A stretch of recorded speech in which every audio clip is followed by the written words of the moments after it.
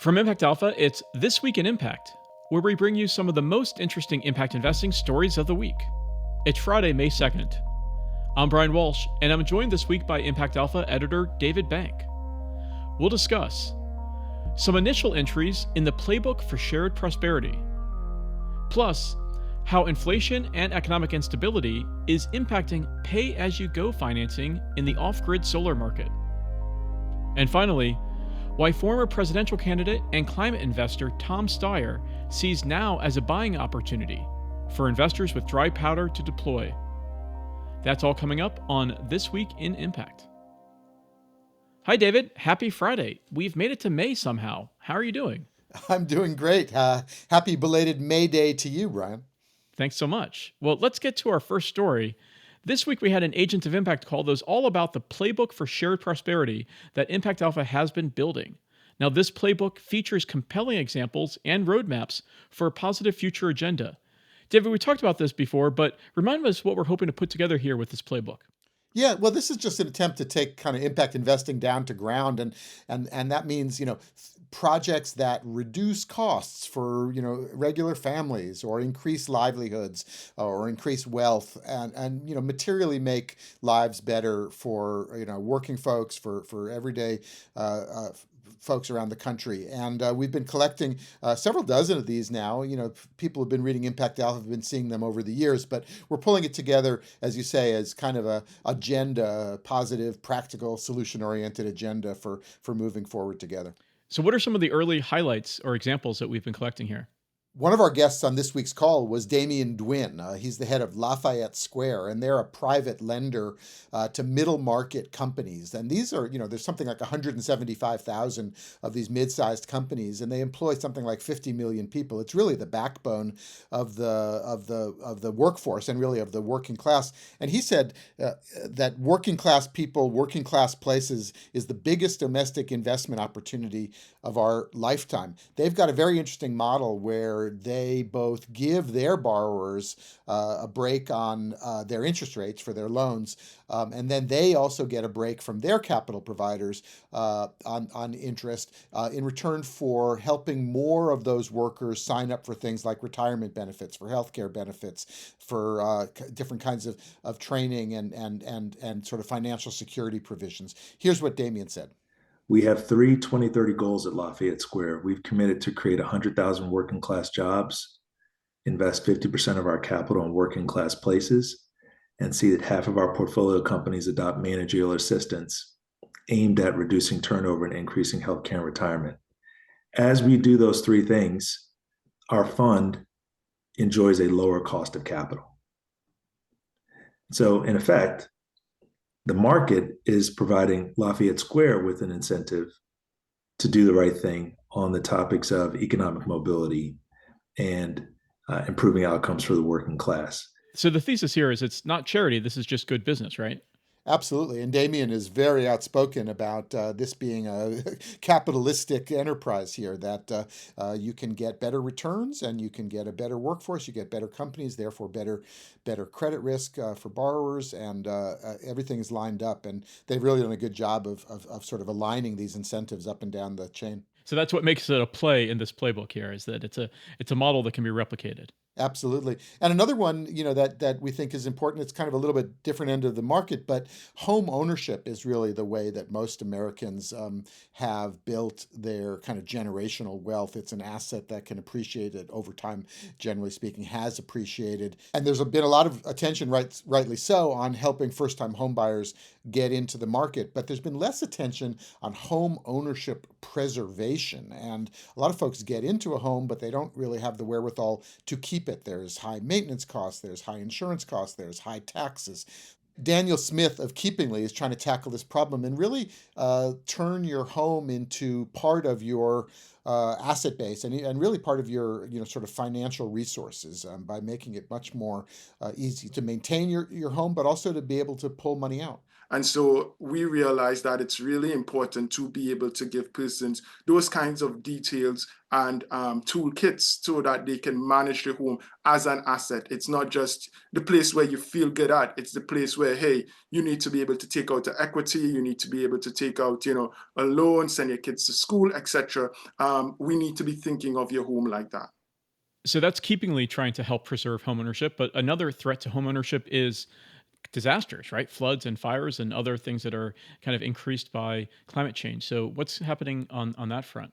Yeah, I mean, a lot of value gets destroyed, by floods, by wildfires, as we've seen. We tend to notice, the mega climate events, but there are these kinds of disasters and emergencies, happening all the time on a much smaller scale, and there's really a crisis in coverage. And there's some models around community embedded insurance, as it's called, which is a way for whole communities, cities, sometimes homeowners associations to negotiate collectively for better terms, and also to put into place some of these risk mitigation approaches. Keeping your house clear of brush, for example, to reduce wildfire risk. We had Charlie Sidoti from Insure that is developing a lot of these kind of climate related insurance innovations. Yeah, right now about 50% or more of catastrophe risk is uninsured. And when a catastrophe happens, it doesn't even need to be a big like LA, massive fire.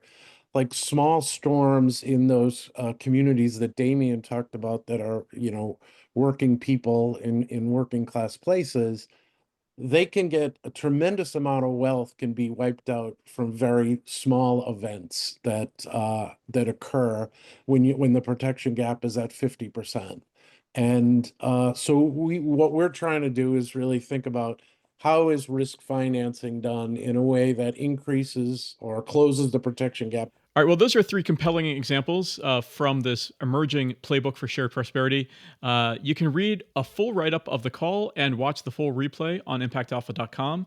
There, you can also add your own play to the playbook. We'll have a link for both in our show notes. For now, let's take a quick break. When we come back, we'll discuss lessons learned in the off grid solar financing market as economic uncertainty has led to rising defaults. The impact investing landscape has evolved dramatically, from the pioneers who are all in on impact to the institutional investors that now consider ESG criteria. And as the umbrella widens, it's imperative that we see more diverse leadership enter this space. That's why we launched Impacted, a part of the ImpactAlpha podcast network that highlights the work of BIPOC investment professionals to inspire others to join the field. I'm Eric Horvath. And I'm Lucas Turner Owens. And this is season 2 of Impacted. We hope you all enjoyed our conversations from last season as much as we did, because this season we've got a whole new host of voices joining the pod. Like Smith from the Sorensen Impact Institute. And I was always in pursuit of somehow existing in between those two worlds and bridging that gap and ideally decreasing, like I said, that power privilege wall that exists. And other guests like Kim, ED of Dorchester Bay Economic Development Corporation. Joanna and Layla from Illumin Capital. Alicia, founder of Delia Impact Advisors. Aaron, head of investments at Hope Lab. And Todd, founding partner of Apis and Heritage. But first, we turned the mic back on ourselves and asked our longtime friend and colleague, Rodney Foxworth, co-founder of Worthmore, to interview us to kick off the season. Tune in next week for the first episode wherever you find your podcasts.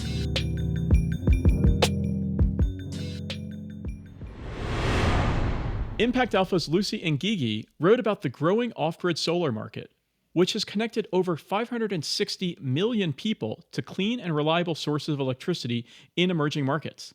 That's a huge success. Yet with this growing market comes growing challenges.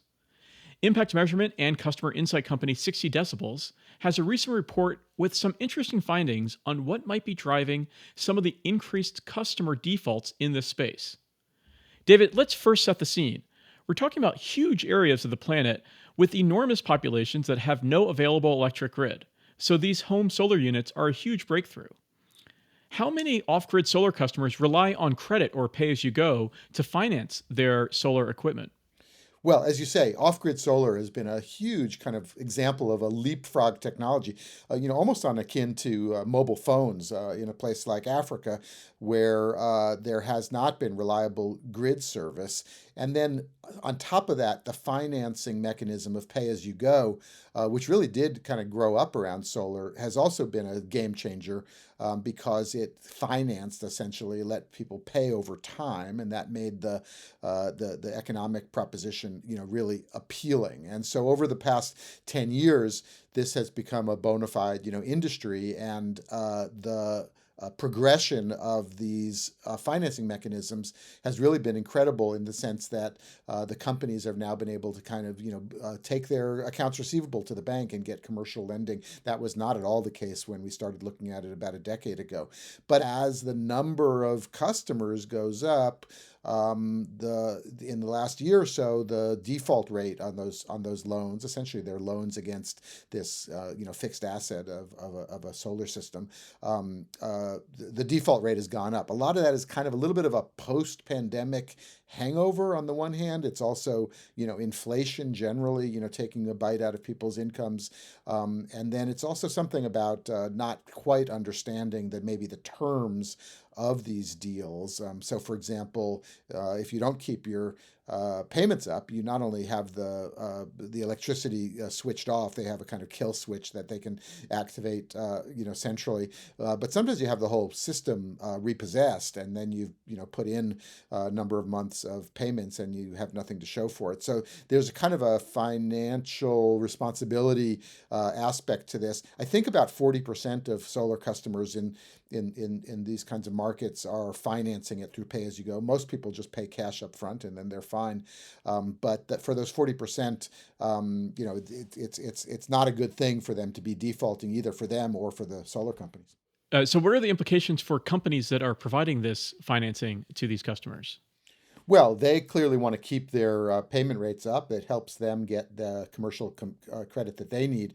One thing, of course, is to educate folks about the terms. Another is to provide flexibility when folks can't pay. One of the obvious things is that if for these customers are farmers, their income is often seasonal, and you could also see a product design that let the payments be seasonal as well, and that would relieve the stress when cash is low. And another obvious reform might be to give folks credit for towards the purchase of that product and have some kind of equity in it, as opposed to just paying for the service of the electricity, so that if they do get cut off or repossessed, there's some kind of balance there that they can recoup, and it's not being a total loss, which puts them behind on their own economic security. What I really like about this report from 60 Decibels is that it's listening to the voice of the customers. It's actually taking those customer insights and helping the companies that provide those services customers to hear from them directly and make decisions based on the real lived experience and the voices from their customers. With 60 Decibels, it's kind of famous for that, and has really pioneered some of the techniques to be able to do that at scale, high numbers at relatively low costs. And as you said, the off-grid solar took a hit a number of years ago, and some bad actors that were, in a form of, extractive or predatory lending. And so but I think 60 Decibels demonstrated that really the positives were overwhelming, and that really, as you say, you can learn from customers and take care of the the problems that do arise in a productive and positive way. All right. Well, you can read Lucy's full story on the challenges driving increased customer defaults in the off-grid solar market on ImpactAlpha.com. There's also a link in our show notes. For now, let's take one more quick break. When we come back, we'll discuss David's recent interview with former presidential candidate and prominent climate investor Tom Steyer and what he sees as opportunities in this current market. During last week's Climate Weekend in San Francisco, David, you sat down with one-time Democratic presidential candidate Tom Steyer, who currently serves as co-executive chair of Galvanized Climate Solutions. What stood out to you from the interview?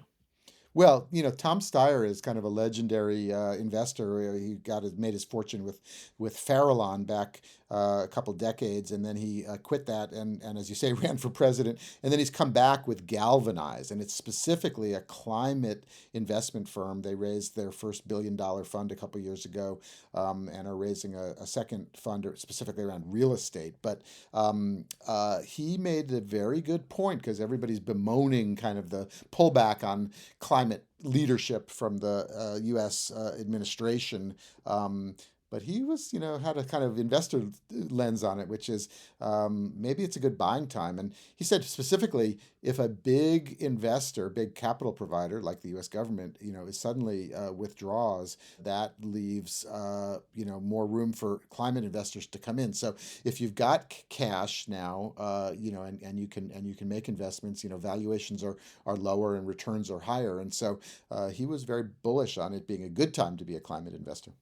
And as he shared with you, he added to his team somebody from the U.S. government's loan program office at the Department of Energy. So that's kind of staffing up and taking advantage of that talent that's on the market. Yeah, well, that's what sparked this line of thinking, because there's a kind of a pipeline of deals, and they've been underwritten, they've been even penciled out, and in many cases they were ready to be funded from places like the Loan Programs Office of the Department of Energy, from like the Greenhouse Gas Reduction Fund grantees. We've written a lot about how that money has been held up, but a lot of the pipeline of those programs, were very investable, very lendable projects, and so now that there's a big gap in their financing, it could be an opportunity for climate investors to get in on things that are very well vetted, very and pencil out very well. All right, now building on our earlier discussion of the playbook for shared prosperity, where does Tom Steyer see some opportunities there? So Tom Steyer is famous for cheaper, faster, better. He wrote a whole book with that title. And the notion is this is not a charity case or a make the world a better place. These are better products, whether it's electric cars that have cheaper, not only fueling but vastly lower maintenance and operating costs, or heat pumps that are a much more efficient way to heat your home, and therefore can lower your utility bills, or obviously energy efficiency by the same token. So the notion is that these products and services that are just better are going to ultimately dominate the marketplace, and that these things are going to win on the merits, in places like Pakistan and Vietnam, and and around the world, something of north of 90% of new energy capacity are renewables. And it's not because folks even care about the climate necessarily. They care about having the cheapest possible energy source. And he also made the point that all of that is happening essentially with no price on carbon, and that if there was even the semblance of a price on carbon, which the American Petroleum Institute, ExxonMobil, and other oil industry players are keen on a price on carbon, a universal broad price on carbon that they can adapt to and work into their calculations, and so that would make the comps for renewables even better. So he is a long-term bull on the clean energy transition, and surprisingly unfazed by the policy reversals. So speaking of a price on carbon, where does it come down on carbon capture and sequestration? Well, he kept saying, and the phrase of the day was, a ton is a ton. So you can save a ton of carbon from being emitted, by say, driving an electric car versus an internal combustion engine. You can also take a ton of carbon out of the air through, carbon capture. And, a lot of folks have derided it, particularly in its sort of high-tech, hardware kind of way. And there's, a lot of outfits that are trying to sort of pull carbon out of the air with machines. That turns out to be quite expensive. Again, the low cost competitor that's kind of come from behind is soil carbon, and it's a kind of nature-based solution. And it essentially is helping farmers improve the quality of their soil by doing certain kinds of additives. There's kind of a ground basalt version, and there's other techniques as well. But it basically takes carbon out, sequesters it in the ground, helps farmers increase their yield, and they can also get quite good carbon credit payments, increasing their revenues further. So there's a win for the farmers, there's a win for the climate, and then there's a win presumably for the companies that are buying these credits, including, and Tom Steyer was quite keen on this, including oil companies that are trying to, get on the right side of kind of net zero trends as well, and they could be big buyers of this stuff. So again, you still, you take a ton of carbon out of the air. It's gone, and that helps the climate situation. All right, sounds like a ton of good insights there from that interview. You can read excerpts from David's conversation with Tom Steyer on ImpactAlpha.com. There's also a link in our show notes. But for now, that's going to do it for this episode of This Week in Impact. Thank you, David. Thanks, Brian. It's fun. And thank you all for listening. This Week in Impact is a production of Impact Alpha and part of the Impact Alpha podcast network. Smart conversations by and for impact investing professionals. For exclusive stories and insights about the world of impact investing and sustainable finance, join thousands of other agents of impact by subscribing.